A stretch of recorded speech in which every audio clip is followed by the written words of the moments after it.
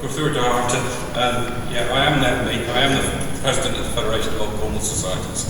And I got an email just over 24 hours ago from Karen saying that she's got one of these here lurgies, and could I come and give a talk about the Federation of Old Cornwall Societies and tell you all about the history of our organisation, but do it in 3 minutes. So here goes. So for me, the story, kind of the background for the Federation and the Old Cornwall movement starts in kind of the latter half of the 19th century, when we have a sort of Celtic revival. People kind of start to realise more about their past in the Celtic countries, in Wales, Ireland, Scotland, Brittany and Cornwall as well. And we see that developing and the first steps in terms of reviving the Cornish language in that period of time, and also in the first decade of the 20th century. But what sort of happened then was a little bit of a hiatus, really, because what came then, of course, was the First World War. And that's really significant for the Federation of Old Cornwall Societies, because Cornwall changed in the First World War. It opened up. A lot of young men were killed, of course, but women had been involved in doing men's jobs. They'd been left the area. And after the First World War, a lot of people were moving away to seek opportunities that they'd kind of realised by having their eyes opened. And what a lot of people feared then was that all of the old ways, all of the Cornish customs and traditions and the Cornish ways of life would be lost. And they decided to band together, initially at St Ives in 1920, to form a society specifically to save the Cornish traditions. And that's why the motto right from the outset was "Gather we the fragments that are left, that nothing be lost." Because Old Cornwall societies, right from the outset and still today, have the challenge and the task to gather, record and promote all aspects of Cornish heritage, history, heritage and culture. I like to encapsulate it in just 3 words about what I think an Old Cornwall society is and what it should be. Is that it is a Cornishness regeneration machine, is the way that I express it. That's the simplest way I can tell you what an Old Cornwall society is and what it should be.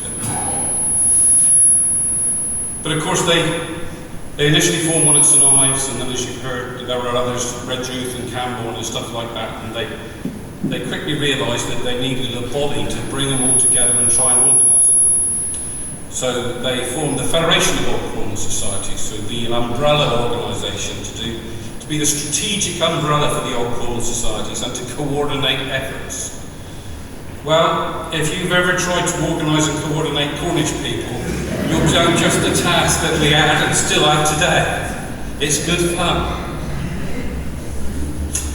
Since the outset, Old Cornwall Societies have monitored and maintained historic monuments, collected, recorded and promoted Cornish language, dialect, folklore, sports, games, dance and music.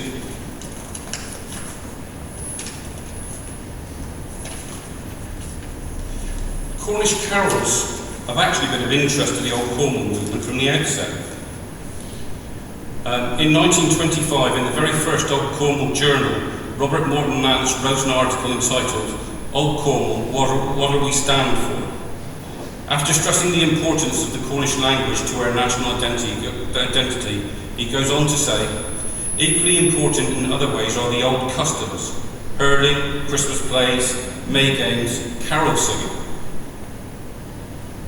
In 2010, that article was reprinted, and about then, the Bude and Stratton Old Cornwall Society said that they had collected some 40 carols up there, which were then put together as the carols of the Stratton 100.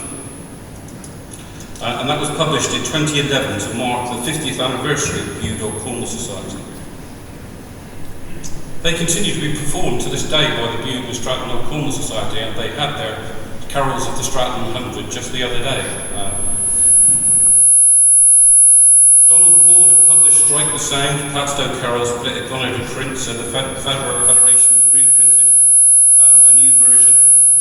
Subsequently, St Ives Old Cornwall Society amassed a fine collection of carols sung in their area, and that was published in 2021 and was marked by an award in the Collier and Gough Awards. So there's been a series of carol events as well that the Federation have put on, Truro Cathedral, including Bude. I I understand that Bert and Kate Neal have worked on Carols of the Diaspora, and Carols of St Ives has taken pride of place at St Ives. Tonight we have Carols of Camberwell, Luggan and Redruth, and next year it's Padstow that hopefully will take pride of place. Of course, I'm a little bit envious of all this activity and interest in carols, and would like there to be Carols of the Roseland. But I found 3. So when I hear that there's a book of 100 and odd in Redruth, I'm a little bit envious of that. But the thing I have found is there's a few more in Tregony. But for a Roselander, extending the Roseland as far as Tregony is a bit of a problematic proposition, you see. But I may have to do that just to get enough carols to make a carol service out of it. Anyway, I'm told that thanks are due to Casper Bush and the church stewards for all their help in getting the church ready. Also to all the singers and their musical directors providing such a varied and interesting programme of local carols. Thanks are also due to Bert, Hilary and Sheila for their contributions of poetry reading and information about the carols. Thanks also to Redruth Old Cornwall Society for providing refreshments. And thank you again for all the audience for braving the winter evening and coming out and joining us. My congratulations again to Redruth and to Camberwell for reaching their centenary. I'll end by saying, Cyrna Bispican na Dalagloan, Maraz.